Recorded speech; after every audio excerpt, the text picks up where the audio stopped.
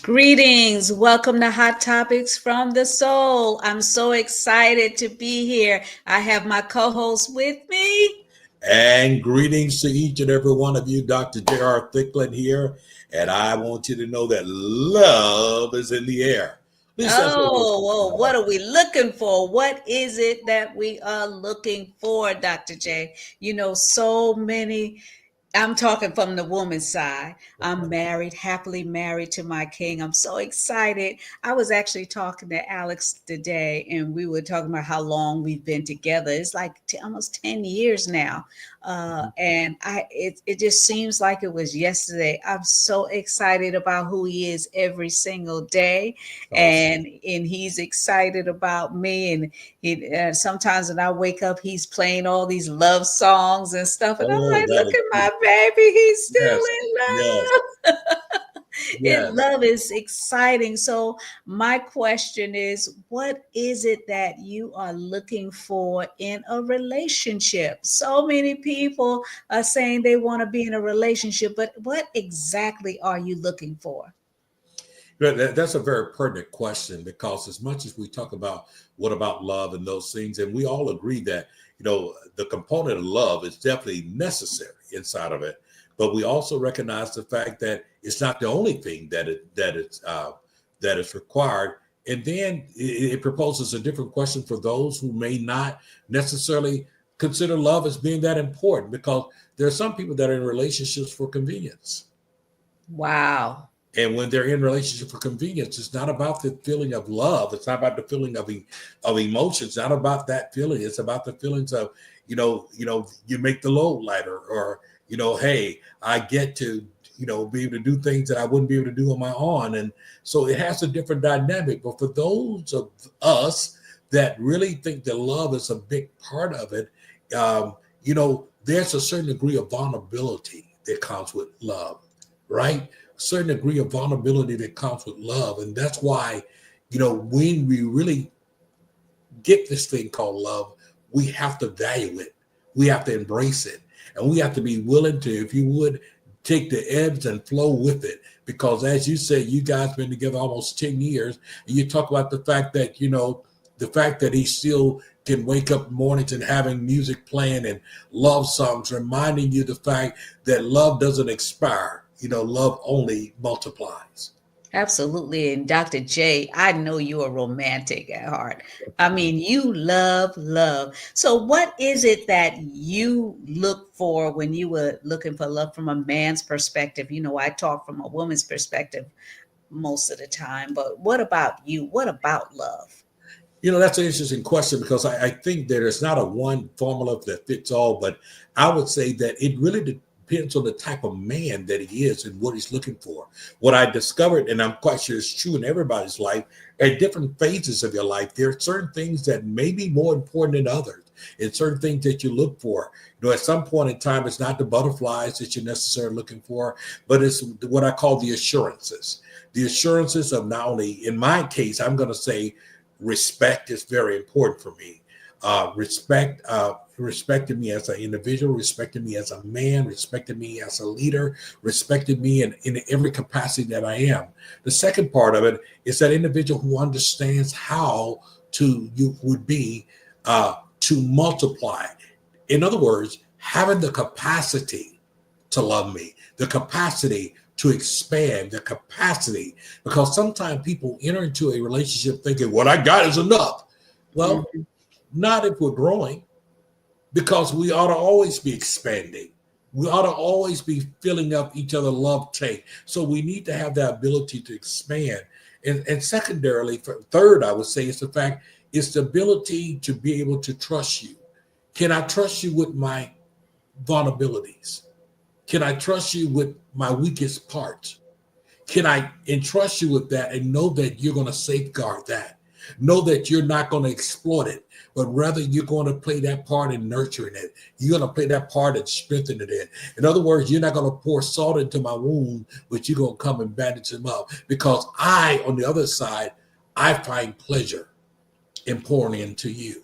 I find pleasure in embracing that individual. I find pleasure in honoring them honoring them through the fact of not only honoring who they are, the essence of who they are, but their purpose and their value on the earth. So for me, it's more than just hips and tips and breasts and thighs. It's about really being able to pierce and look into the heart of an individual and saying, what is my place here? What is my You know, in that person's life?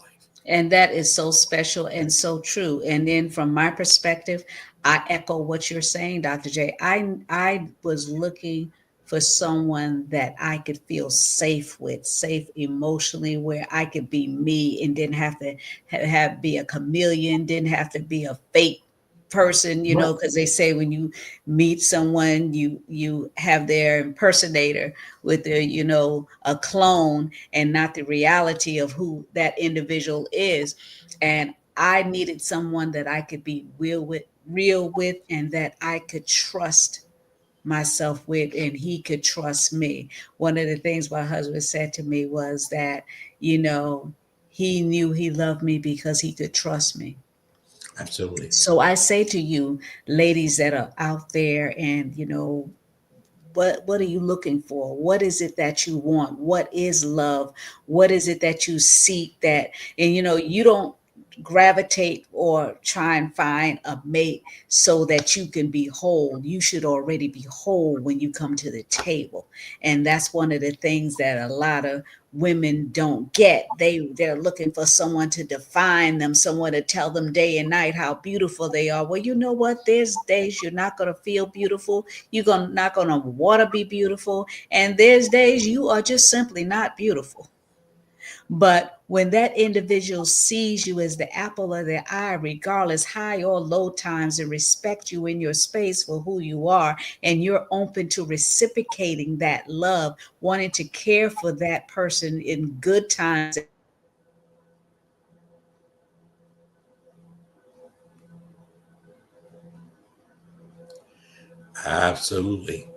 I think you may have just frozen a little bit there, and hopefully that we're still you will going. be blessed. God is so awesome, so good, so kind. So we need to make sure that we continue in that position where we want to reciprocate and give love at all times, regardless of the situation, regardless of the circumstances. This is where iron sharpens iron comes in. So, what is it that you're looking for? Are you looking for someone that makes you feel good temporarily and that prioritizes you this time because they're with you, but then when you try and reach out to them, you're an option? Those are very pertinent questions that you asked there. And I think from a male perspective, let me say this, and this will be my word to the sisters on one end, is that the fact of this. I know that many times we experience different things through life, through relationship, and not just through, romantic relationships or intimate relationships, but we experience things that happens in our life, family life, whatever. And sometimes people are carrying the scars, they're carrying the trauma and those things with them. And for many, those experiences make them bitter, not necessarily better. And so sometimes you have to put yourself in a position that you're ready to love, that you have a mindset to be able to reciprocate love. And when you're bitter, what happens is that you begin to deflect love. You can't even receive it because of the fact, you're waiting on the other shoe to drop. You don't think anyone is sincere. And then there's the other set of sisters. I'm going to admonish you to think more highly of yourself than you do. In other words, don't lower the bar so low for us men that we can trip over it and reach it. No. In other words, it's got to be more than someone who can get your nails done. Someone who get no. Listen, you can get your own nails done. You can buy your own stuff. What is it that what is it that you need? What is it that you want that a man can bring to you that you can't do for yourself? Hmm. That is one of those things that when you start talking about setting the bar, see, if it's only about what I can buy you, then many people can qualify for that. All that takes is income. All that takes is money. But when we start talking about what are those things that are intangible, what are those things there? Well, how do I invest my time in you? How do I invest my thought into? Am I considerate? Do I take time to think about things before I say them to you? Am I thoughtful? Am I listening to you? Do I hear what you're saying to me? In other words, when I consider the fact of these things here, that love is not based upon necessarily your performance, but love is based upon your action. Love has a need to be expressed. It is only expressed through action. And action is more than the fact of, what I bought you, what I bought your purse. No, it's about my treatment of you. It's about how do I value you. It's about what are the things that I speak into your life, because that's what's important inside of this. Do I value you? Are you better? Are you better as a result of me being in your life? Are you more miserable? Because I'm going to tell you, on the other end, as a man, I think one of the greatest gifts that I could have from a woman is peace of mind. Hmm. Dr. J, a lot of women, want to be in a relationship, but they're not emotionally available. No, They're no. not emotionally available. They can't, and that's what I know that men are looking for. They're not looking for a mom. They were like, well, I'm not gonna be his man, but they are looking for someone that is emotionally available to them for when they're having a rough time outside, that they can come home to a place of safety. That home should be a safety net, not a den of being bickering and stuff. They want a place of safety. So are you emotionally available to entertain a relationship, or let alone a husband? Have you made room for them, not only in your closet, but have you made room in your mind, in your emotion, in your heart, so that it's not always about you? A lot of times we focus on me, myself, and I, and we're like, I'm a queen and I need him to treat me like a queen. But, are you treating that individual like a king? Are you prioritizing him over your girlfriends Mm-hmm. and over your family? The word of God tells us that, as a woman, we're supposed to lay the foundation in the home. We're supposed to make that home a haven of peace, of rest, a virtuous woman. We forget all about that, but we want the accolades, but don't want to put in the work. You know, it's an interesting thing because I often say that, particularly women in the Western part of the world, you hear so many different messages as to what you should be, and the way you should be. So you got the I'm every woman type woman who might say, I don't need a man whatsoever. Then you have that type of woman that says, I can do bad by myself. And what does that really mean? That means perhaps if you look at it from one angle, you're saying, well, I'm not going to settle for being drugged through the mud and being pulled down because I can struggle by myself. I get that. But on the other hand, here's the reality.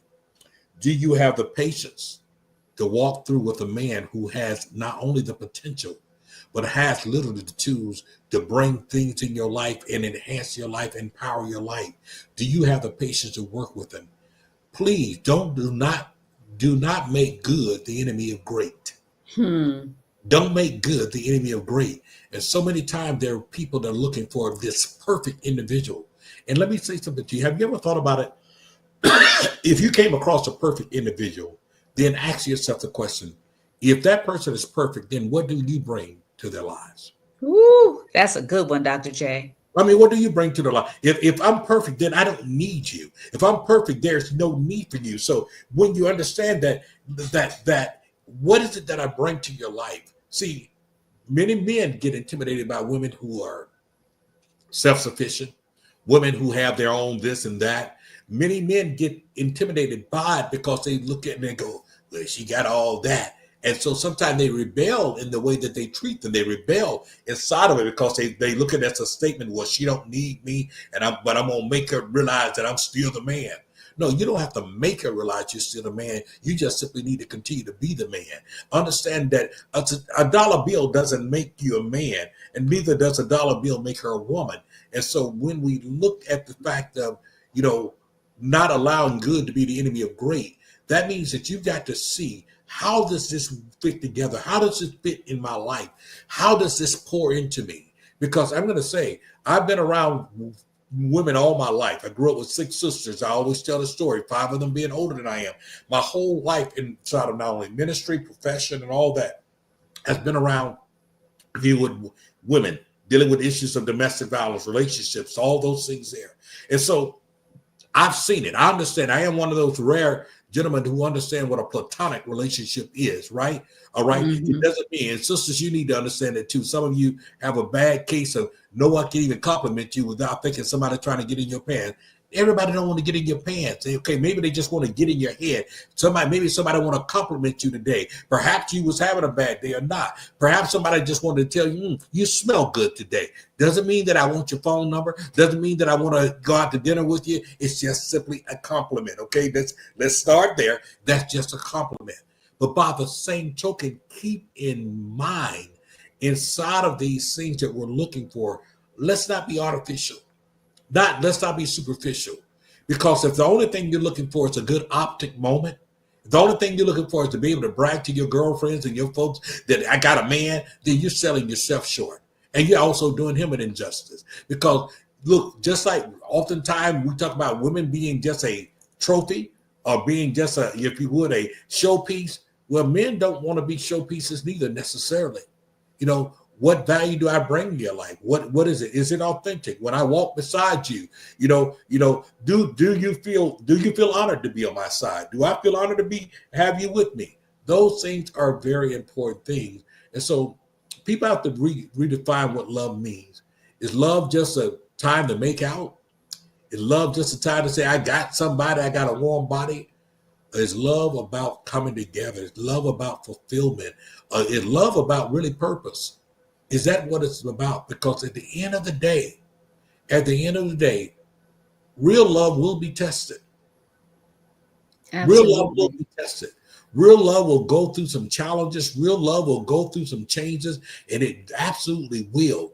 But it will also reveal any superficial, should I say, and artificial ingredients that may be comprised inside of it. And sometimes we start off with artificial ingredients.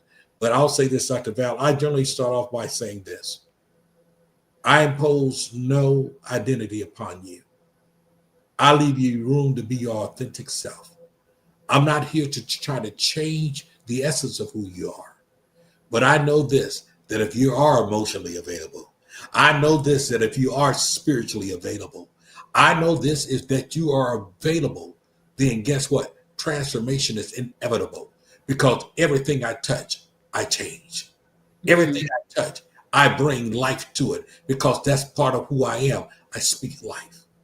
Yeah, that is the power of love between Yes, two hearts, which is, yes, I always say love is an emotional contract between two hearts. Now, if it's a contract is binding. That means that you're together and there's nobody that's going to be coming in the wedges. A lot of times people that are in relationships, they get so excited, so happy they're in a relationship and that they're telling everybody about their intimate parts of that relationship. And really, that is the first step of a derailment.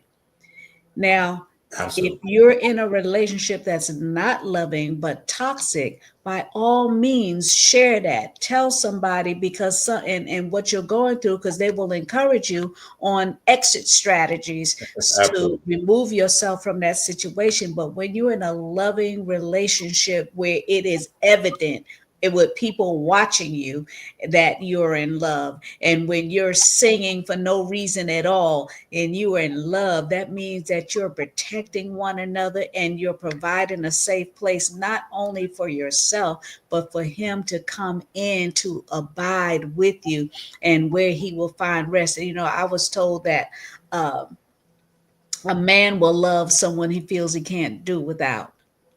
So you may be able to echo and talk about that, Dr. J, because, there's a lot of pickings out there for men, and not too many women. Women get hyped up on this biological clock, so they find themselves in situations and relationships that it really shouldn't be in, and they're toxic relationship, and that person doesn't speak to the being of who you are, and you find yourself trying to navigate in your emotions to try and line up with who they want you to be, knowing that's not who you are, and will evidently make you bitter at the end. So you need to make sure that you're comfortable in your own skin. And when you're in that relationship, be your authentic self at all times, because it will only come to hurt and bite you in the end. That is so true. And what you're really alluding to is this. I think every person has to establish their own sense of core values, their Mm, own sense of things that the things that make you you if nobody else was in your life, right? The things that make you your own, if you would, your own personal constitution of what mm, surprises me. But when you don't know that, what happens? You become a chameleon. You mm. just adapt and become whatever somebody wants you to be for the day or for the season. And you can't sustain anything that way. You've got to understand that you've got to be, because see, if I meet you and you keep switching up and changing, I don't know who you are from one day to the other. Everything Bipolar.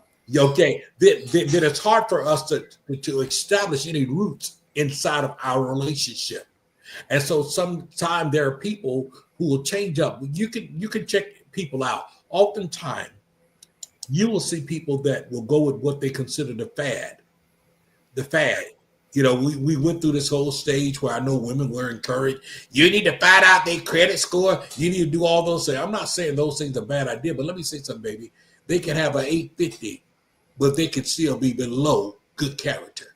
They can have an 850 and yet it still have no regard for who you are, don't value themselves, don't value people around them. They can be selfless, heartless, and all those things there. But if it's just the 850 that you're looking for, then it's the 850 that you get. But don't be surprised when there's still a void in your life, when there's Right. in your life, when there's turmoil in your life, when you're feeling unfulfilled, unwanted, unneeded. And so we have to be very sure of ourselves. And even with men, contrary to popular belief, I know there's been a whole group of us that have been socialized to feel like, hey, because there are so many women out there, we don't have to commit to anyone. But let me say, when your heart and when you're ready, and when you realize that listen here, there is no fulfillment in just playing the field. There is no there is no sense of growth and maturity. There is no sense of true reciprocation when you're just out there doing what you want to do because you think you can, because of the fact you're making sport of women because I know I can pull this one, I can pull that one. Yeah, that's generally what boys do. Boys play games. Men understand that life isn't about games. I don't want to play games with your heart. I don't want to play games with your emotion. I don't want to play games like that. And sometimes, sisters, when we do find a man who doesn't want to play games, and what they're really saying is that I don't see this going anywhere, then you may want to listen to that. Don't play the force me game, because if he's transparent enough to say that I don't see this going anywhere, I don't feel this, and they're not willing, and they're not willing to use you, but to say, hey, time out right now, I don't see this going into play. You might want to take that as a real sign and say, okay, I got you. I understand that, because it could be so much easier. It could be such easy on the other side where they play games. They string you along. Your heart get pulled one way, your mind another way. You stand up all night because you didn't get a return call. You text them 3 hours ago and no return text. So now you're frustrated. Now you're mad. Now you're getting in your car. You're riding by his house. You're calling people. Oh Listen, no, stalkers. too much work. Absolutely too much work. Absolutely too much work. Absolutely, Dr. J. I mean, I've heard women that told me, yeah, he ain't answering me, and I'm riding by his house. And then you go by that house, and then you see a car in the yard, and you don't know whose car it is, but it's Nope. not yours. Then you fly off the handle and start banging on the door, acting crazy. And it could be a cousin them or a relative. There's Right. somebody at the house, but you acting a fool. So, are you emotionally available, and are you emotionally stable to be in a relationship? And what does that look like? And what is it that you're looking for to help you navigate into this game called life? What is it, does it look like for your life partner? Not no temporary, if it's your life partner. And are you ready to be lifing? Well, Dr. Dr. Val, I have to say this because I think we have to speak to a certain here. People need to understand that just because they may even both go to church and all those things, because you both know the scripture doesn't mean that you both apply the scripture. If your mindset isn't there, if you aren't ready for this, let me say something. The days of he's saved, I'm saved, we ought to be able to make it, that's not true. It still requires having the right mindset, made up mind, being willing to come together. But when you're fighting for your turf and I'm fighting for my turf, then guess what? We just all fall in the ditch. So, hey, make sure that you're ready for love.